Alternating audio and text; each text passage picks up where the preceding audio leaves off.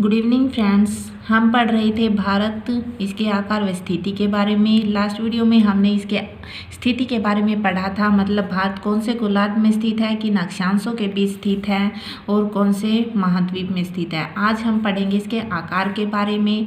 Means Bharat अक्षांश व देशांतर रेखाओं के बीच कितना फैला हुआ है, इसका क्षेत्रफल कितना है।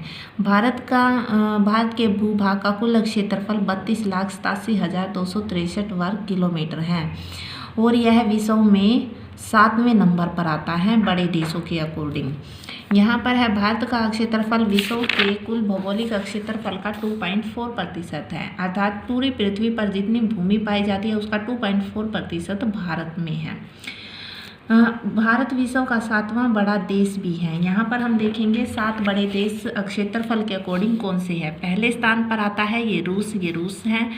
फिर दूसरे स्थान पर आता है कनाडा, तीसरे स्थान पर आता है चाइना, फोर्थ स्थान पर यूएसए उत्तरी अमेरिका, फिफ्थ स्थान पर ब्राज़ील आता है और सिक्स स्थान पर ऑस्ट्रेलिया आता है। 7 नंबर पर भारत आता है। ये क्षेत्रफल के अकॉर्डिंग विश्व के 7 बड़े देश हैं। भारत की स्थल सीमा रेखा लगभग 15,200 किलोमीटर और समुद्री तट रेखा अंडमान निकोबार द्वीप लक्षद्वीप समूह के साथ 7516.6 किलोमीटर है।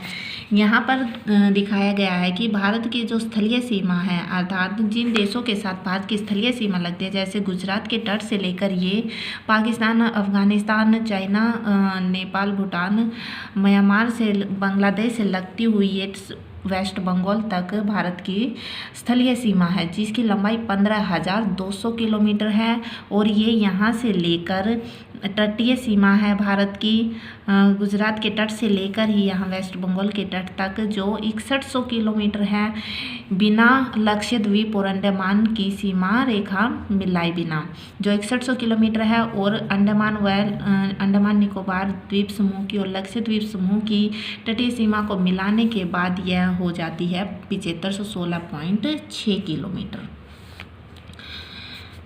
भारत के उत्तर पश्चिमी, उत्तर तथा उत्तर पूर्वी सीमा पर नवीनतम वलित पर्वत है। यहाँ पर देखेंगे हम, ये भारत का उत्तरी हिस्सा है, ये उत्तर पूर्वी हिस्सा है, ये उत्तर पश्चिमी हिस्सा है, यानी कि पाकिस्तान, यानी कि ये उत्तर पश्चिमी हिस्सा है। इन हिस्सों पर भारत की क्या है, नवीन वलित पर्वतमाला है, मीन्स हिमालय स्थित है।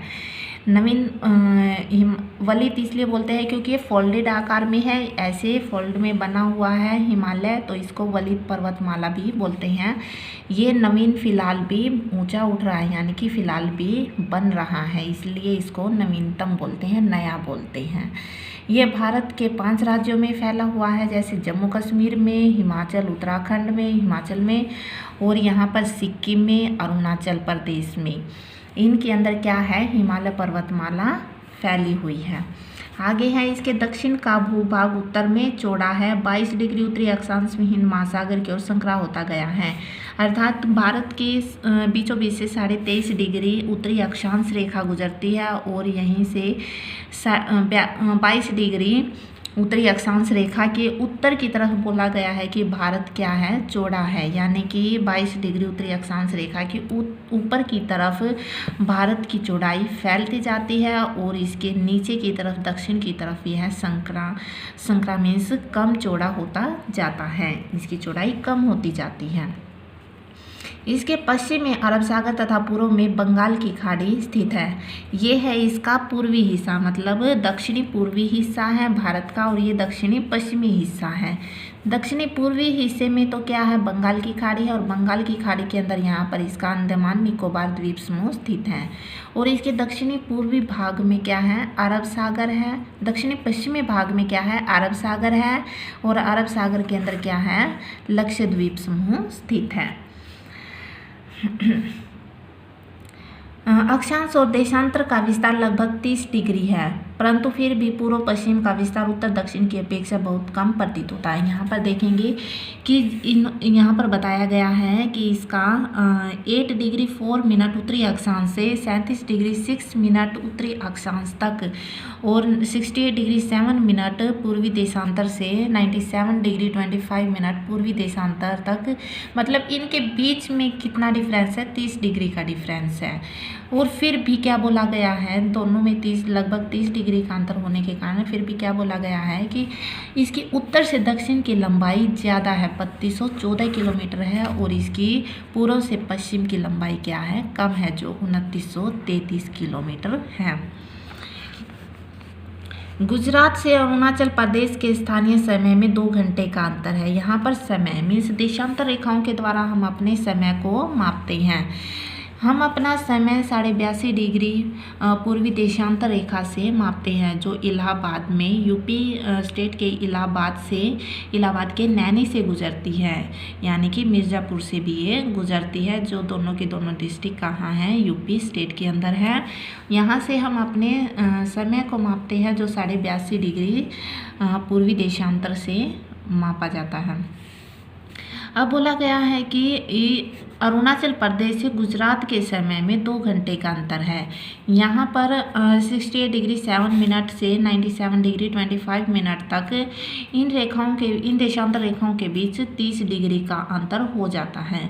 ये 30 डिग्री लगभग 2 घंटे के बराबर होती हैं, अर्थात सूर्य को एक देशांतर रेखा को पार करने के लिए, यानी कि 1 डिग्री को पार करने के लिए 4 मिनट का समय लगता है, और ये 4 मिनट यानी कि 15 देशांतर को पार करने के लिए इसको 15 चौके 60 मीन्स 60 मिनट का समय लगता है। अब 60 मिनट 1 घंटे के बराबर होती है।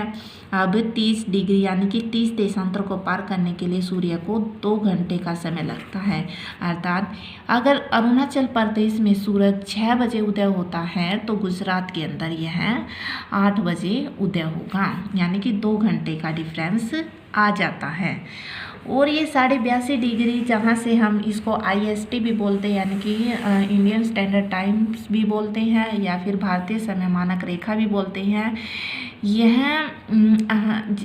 GMT मीन्स ग्रीनविच से 5.5 घंटे आगे हैं, अर्थात GMT पर अगर 12 बजे है तो अपने भारत में शाम के 5:30 बजे होते हैं। 5.5 घंटे आगे है अपना समय GMT से।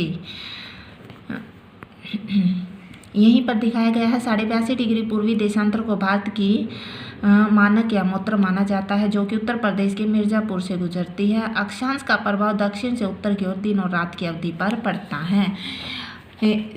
देशांतर रेखाओं से तो हम समय को मापते हैं, और अक्षांश से हम क्या है, किसी भी देश प्रदेश की स्थिति को मापते हैं। यहाँ पर बताया गया है कि 8 डिग्री 4 मिनट जो उत्तरी अक्षांश है वो भूमध्य रेखा के पास होने के कारण यहाँ पर दिन रात की अवधि में इतना अंतर नहीं होता, लेकिन जैसे जैसे ऊपर की तरफ बढ़ता जाता है तो दिन व रात की अवधि में अंतर बढ़ता जाता है, यानी कि दिन रात कम या छोटे बड़े होते रहते हैं। Thank you friends.